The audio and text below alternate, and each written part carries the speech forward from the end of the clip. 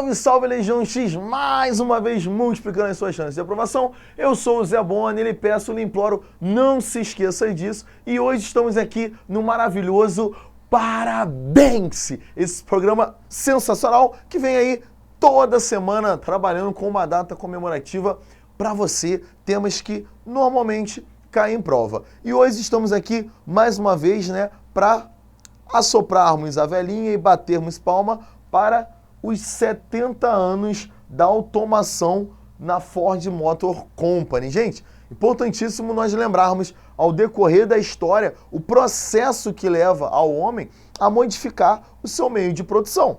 E para isso, nós precisamos viajar um pouco no tempo e voltarmos aqui em 1750, isso mesmo, no século XVIII, quando você tem, na maravilhosa Inglaterra, a nossa Revolução Industrial. Usando o quê? Com o Alain! Isso aí, galera! A expansão da indústria têxtil, a sistematização da produção, que foi algo importantíssimo. Lembra que eu preciso juntar isso a fatores importantes da Inglaterra, que possuía o quê? Grande oferta de matéria-prima, mão de obra barata e abundante, e, é claro, o mercado consumidor amplo. Então eu tinha para quem vender. Gente, pensa comigo, eu tenho muita gente para vender, eu tenho muita matéria-prima para produzir e eu tenho pessoas na fábrica trabalhando. Caraca, eu tenho que tornar esse sistema de produção mais ágil, porque senão eu não vou dar conta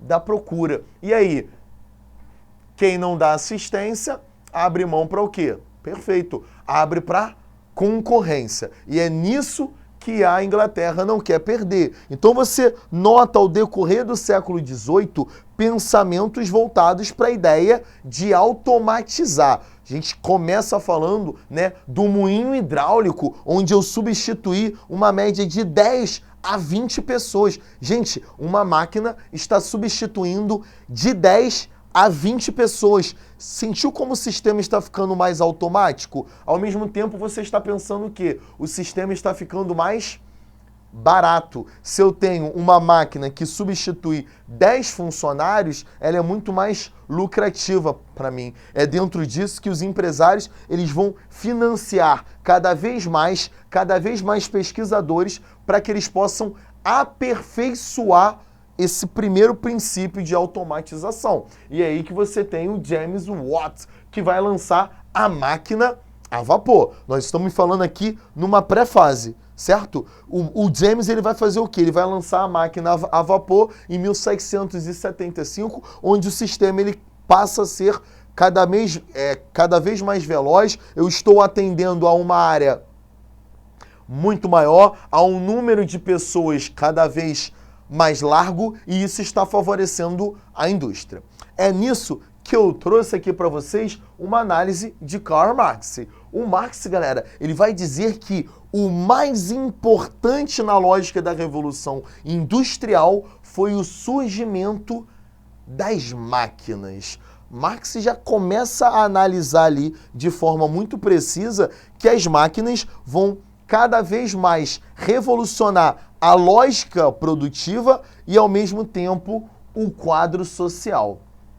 Na segunda revolução, galera, que foi de 1870 até 1970, lembra que existem algumas variações aí, a história ela vai abordar essas datas de uma outra maneira, porque o recorte que eles dão é diferente do recorte geográfico, assim como o seu professor de sociologia, ele também possivelmente vai trabalhar com outro recorte. Show de bola? Agora, inquestionavelmente, a galera vai aqui trabalhar que a terceira revolução, ela surge a partir de 1970. Isso aí é bem comum a todos. Gente, perceba aqui comigo que agora eu tenho um motor a eletricidade com o Michel Faraday.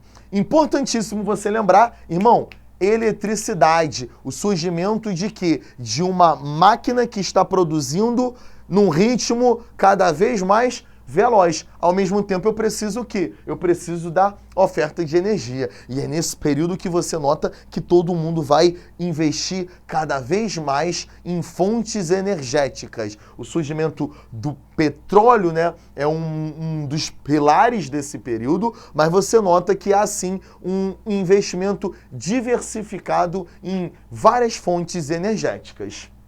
Sem sombra de dúvidas, esse período vai ser marcado aqui pelo surgimento, né, do nosso amigo Ford com o seu Fordismo, dando aí um passo mais largo do que o Taylorismo. E em 1946, eu quero chamar a atenção para vocês aqui desse período, o contexto mundial que se desenhou nessa época foi da Segunda Guerra Mundial, seguida do período entre guerras e um pouquinho mais anterior à Primeira Guerra Mundial. Então foi um período onde eu tinha a necessidade de atender uma indústria cada vez mais calorosa. Os países estão em guerra, eu preciso produzir num ritmo acelerado. E o Ford, ele consegue aí, no términozinho da Segunda Guerra, lançar a lógica da automação.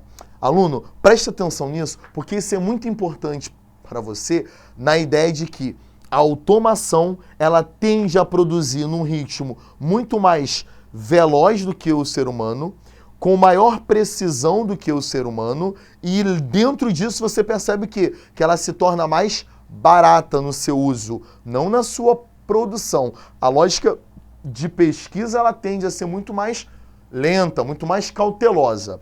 E aí você nota o quê? Se eu estou usando máquinas ao invés de pessoas, eu estou gerando dois processos importantíssimos dentro da lógica geográfica. Em primeiro lugar, o desemprego ele passa a ser estrutural quando a máquina substitui o ser humano e eu tenho a retirada de pessoas do setor, tanto do setor primário, na lógica da agricultura, da pecuária e do extrativismo, porque a máquina ela é muito mais efetiva, no setor secundário, que são as indústrias e as fábricas, onde agora eu tenho robôs, então eu não preciso das pessoas, e aí eu vou ter o quê? Um inchaço, uma hipertrofia do setor terciário, principalmente dentro da lógica da informalidade, ou seja, aquele trabalhador que não possui vínculo com nenhuma empresa e, logicamente, não possui a carteira de trabalho assinada.